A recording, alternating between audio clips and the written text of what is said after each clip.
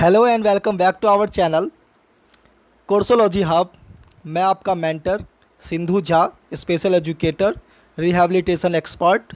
तो आज हम लेकर के आ गए हैं सिकल सेल्स डिसीज़ का दूसरा पार्ट। पहला पार्ट ऑलरेडी वीडियो अपलोड हो चुकी है। तो चलिए स्टार्ट करते हैं दूसरा पार्ट। तो स्टार्ट करने से पहले जिन लोगों ने भी हमारे चैनल को सब्सक्राइब नहीं किया है, अभी तक हमारे चैनल को बेल आइकन को प्रेस नहीं किया है, वो फटाफट से चैनल को सब्सक्राइब कर लें, बेल आइकन के बटन को प्रेस कर दें ताकि हमारी हर लेटेस्ट वीडियो की नोटिफिकेशन आपको मिलती रहे। चलिए तो आगे बढ़ते हैं सिकल सेल्स रोग का पार्ट 2। तो पिछले वीडियो के लास्ट स्लाइड में हमने सिकल सेल्स बीमारी के चारों प्रकार के बारे में चर्चा की थी विस्तार पूर्वक। तो चलिए इस वीडियो में हम सिकल सेल्स बीमारी के लक्षणों के बारे में चर्चा करते हैं। सिकल सेल्स बीमारी जन्म के तुरंत बाद से जब बच्चा नवजात होता है तभी से उसके शरीर में मौजूद होती हैं। हालांकि नवजात शिशु जब तक 5 या 6 महीने का नहीं हो जाता उसमें बीमारी के कोई लक्षण नज़र नहीं आते। कई बार बीमारी के लक्षण जीवन के शुरुआती दिनों में ही नज़र आने लगते हैं, लेकिन कुछ मामलों में जीवन के बाद के सालों में दिखते हैं। तो इसको थोड़ा सा आसान भाषा में समझते हैं। सिकल सेल्स बीमारी जो है दोस्तों, ये ब्लड में होने वाली एक बीमारी होती है, सिंपल सी भाषा में। और इस बीमारी के अंदर होता क्या है कि जो हमारे रेड ब्लड सेल्स होते हैं आरबीसी, वो गोलाकार होते हैं और उनमें कमियां आने के कारण वो कैसे हो जाते हैं, अर्धचंद्राकार हो जाते हैं।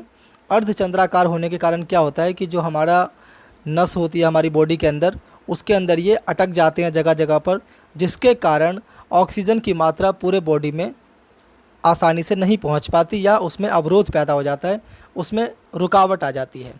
तो रुकावट आने के कारण क्या होता है कि हमारे जो नस है और बॉडी की ऑक्सीजन की मात्रा है वो कम हो जाती है, जिसका मैंने पिछले वीडियो में बताया था कि किडनी फेल होना या फिर पेट संबंधी बीमारी होना, ठीक है, इस प्रकार की बीमारियां हमें हो जाती हैं। तो इसके अंदर जो बताया गया है कि 5 से 6 महीने के बच्चे में इस बीमारी के लक्षण अगर होते भी हैं तो नज़र नहीं आते।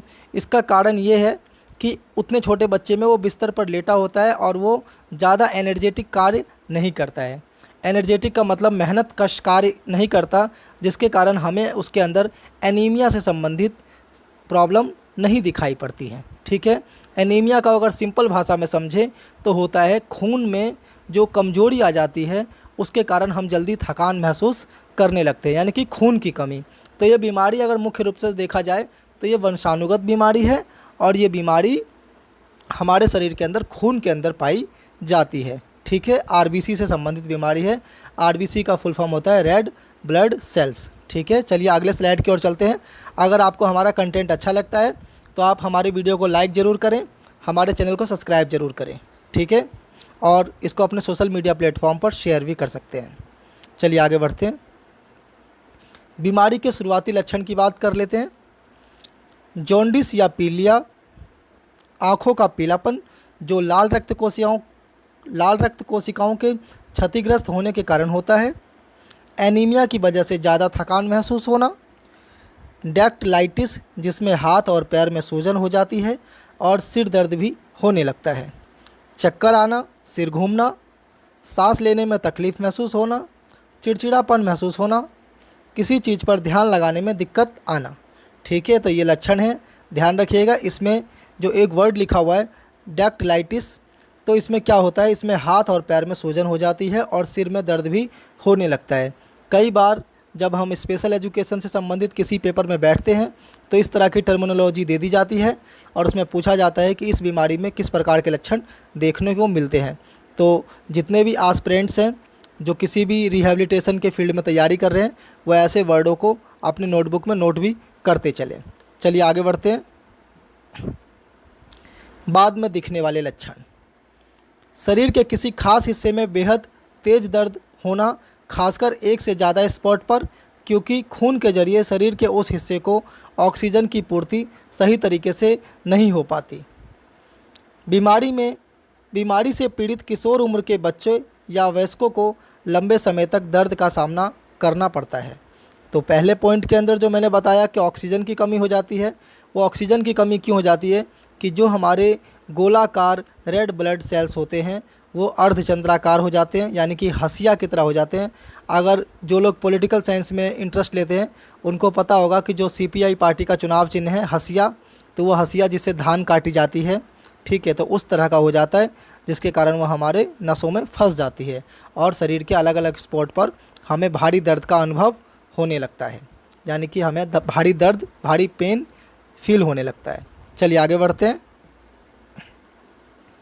सिकल सेल बीमारी के कारण, क्या कारण होते हैं इसके बारे में जान लेते हैं। सिकल सेल कोई संक्रामक बीमारी नहीं है, यानी सर्दी, जुखाम या किसी और इन्फेक्शन की तरह आप इसे ना तो किसी बच्चे और व्यक्ति को ट्रांसफ़र कर सकते हैं और ना ही किसी और व्यक्ति से आपको ये बीमारी हो सकती है। सिकल सेल बीमारी मुख्य रूप से एक आनुवंशिकीय त्रुटि या दोष के कारण होती है, यानी कि ये एक आनुवंशिक बीमारी है। या तो आपके बॉडी में किसी प्रकार की कोई त्रुटि हो जाती है, यानी कि आप किसी भारी डिजीज़ का शिकार हो जाते हैं, यानी कि मान लीजिए एनीमिया का कोई बिगड़ा हुआ रूप हो जाता है, तो वो सिकल सेल्स का रूप धारण कर सकता है। और एक बात और कि ये कोई संक्रामक बीमारी नहीं है, ठीक है। जिस तरह से आजकल कोरोना फैल रहा है, तो ये उस प्रकार की बीमारी नहीं है। ये एक जने से दूसरे जने में ट्रांसप्लांट नहीं होता। अगर ये होता है तो ये आनुवंशिकीय रूप से होता है, यानी कि ये एक पीढ़ी से दूसरे पीढ़ी में कैरी फॉरवर्ड हो सकता है। और पिछले वीडियो में भी आपको हमने बताया था कि हो सकता है कि किसी पेरेंट्स के अंदर ये बीमारी हो, लेकिन उसको वो बीमारी या तो इफ़ेक्ट ना कर रही हो या बहुत हल्का इफ़ेक्ट कर रही हो, लेकिन वो हो सकता है कि कैरी का काम करे, कैरियर का काम करे, वो दूसरे जनरेशन में उसको कैरी फॉरवर्ड कर दे, जहाँ पर इसका रूप हमें देखने को मिल जाए। चलिए आगे बढ़ते हैं। अगर किसी बच्चे को सिर्फ अभिभावक यानी माता पिता में से सिर्फ किसी एक से या सिकल सेल्स जीन मिलता है, तो उस व्यक्ति को सिकल सेल्स बीमारी नहीं बल्कि सिकल सेल ट्रेट की समस्या होती है। सिकल सेल ट्रेट वाले व्यक्ति को बीमारी नहीं होती, लेकिन वह इस बीमारी का वाहक या कैरियर बन जाता है, यानी वह अपने बच्चे को सिकल सेल जीन ट्रांसफ़र कर सकते हैं।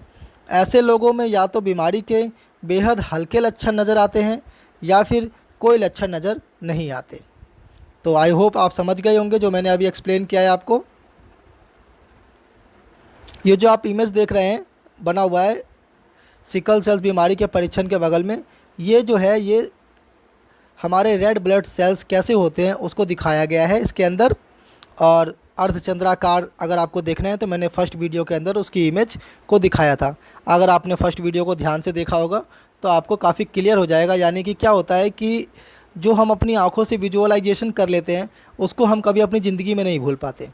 तो मैं आपको एक बात ज़रूर बोलना चाहूँगा कि कभी भी आप कोई चीज़ पढ़ते हैं तो पिक्चर के माध्यम से ज़रूर पढ़ें, क्योंकि आपने साइकोलॉजी पढ़ी होगी तो आपको पता होगा कि जो हमारा माइंड है वो पिक्चर के माध्यम से चीज़ों को समझता है, ठीक है। अगर आपके माइंड में बना हुआ है कि को का पिक्चर ऐसा होता है या ए का पिक्चर ऐसा होता है, अगर आपको उसकी जगह कोई दूसरा चीज़ दे दिया जाए तो आप तुरंत कह देंगे कि ये गलत है। तो हमारा माइंड हमेशा चित्रात्मक होता है, यानी कि पिक्चर में समझता है, ठीक है। तो आप हर चीज़ को पिक्चरलाइजेशन कर करके चित्रात्मक रूप से समझने की कोशिश करें।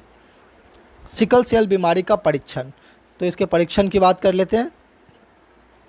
सिकल सेल बीमारी को आमतौर पर प्रेगनेंसी या फिर बच्चे के जन्म के समय डायग्नोज किया जाता है। आपको यह बीमारी होने का खतरा तभी सबसे अधिक होता है अगर आपके परिवार में किसी को भी यह बीमारी होने का इतिहास हो। सिकल सेल डीवी की पहचान और डायग्नोसिस करने के लिए कई प्रकार के टेस्ट किए जाते हैं। जिन लोगों के अंदर जेनेटिक होता है या हेरिडेटिकल होता है, ठीक है, उन लोगों में ही सबसे ज़्यादा खतरा होता है।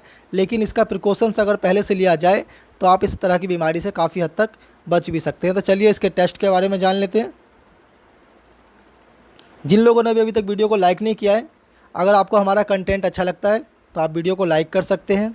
हमारे चैनल के साथ जुड़ने के लिए आप हमारे चैनल को सब्सक्राइब कर सकते हैं और हमारे वीडियो के हर लेटेस्ट नोटिफिकेशन के लिए हमारे बेल आइकन को प्रेस कर सकते हैं, ताकि हमारी हर लेटेस्ट वीडियो की नोटिफिकेशन आपको टाइम टू टाइम मिलती रहे। और चाहें तो अपने सोशल मीडिया प्लेटफॉर्म पर हमारे चैनल का लिंक शेयर भी कर सकते हैं, ताकि ज़्यादा से ज़्यादा लोग इसको जान सके, समझ सके और हमारे चैनल के साथ जुड़ सके।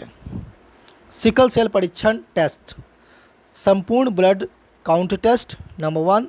सेकेंड है हीमोग्लोबिन इलेक्ट्रोफोरेसिस टेस्ट, ताकि असामान्य हीमोग्लोबिन की जांच की जा सके। यूरिन की जांच ताकि किसी तरह से के छिपे हुए इन्फेक्शन का पता चल सके, छाती का एक्सरे ताकि छिपे हुए निमोनिया का पता चल सके। तो ये निम्न प्रकार के टेस्ट हैं और बाकी हम इसके डायग्नोसिस में नहीं जाएंगे क्योंकि ये मेडिकल लाइन की फील्ड हो जाती है। ठीक है, तो इन टेस्टों के द्वारा जो बेसिक जानकारी है, इन टेस्टों के द्वारा सिकल सेल्स का टेस्ट परीक्षण किया जा सकता है। चलिए आगे बढ़ते हैं। सिकल सेल बीमारी का इलाज। सिकल सेल बीमारी से पीड़ित सभी लोगों के लिए एक ही तरह का इलाज मौजूद नहीं है। इलाज का यह विकल्प हर मरीज के लिए अलग होता है और यह इस बात पर निर्भर करता है कि व्यक्ति में बीमारी के लक्षण कैसे हैं।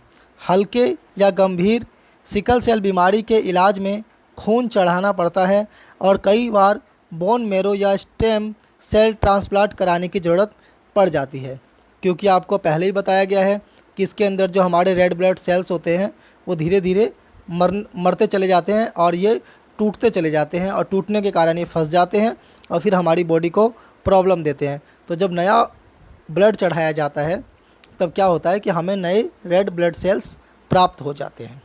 आई होप कि आपको क्लियर हो रहा होगा। चलिए आगे बढ़ते हैं। Bone marrow transplant sickle cells बीमारी का एकमात्र इलाज मौजूद है, लेकिन ये बेहद कठिन और जोखिम से भरी प्रक्रिया है जिसके कई साइड इफ़ेक्ट भी होते हैं और कई बार मरीज की मौत भी हो सकती है। बोन मैरो ट्रांसप्लांट सही तरीके से काम करे, इसके लिए बेहद ज़रूरी है कि डोनर मरीज का भाई या बहन हो ताकि बोन मैरो का मैच बेहद नज़दीक हो।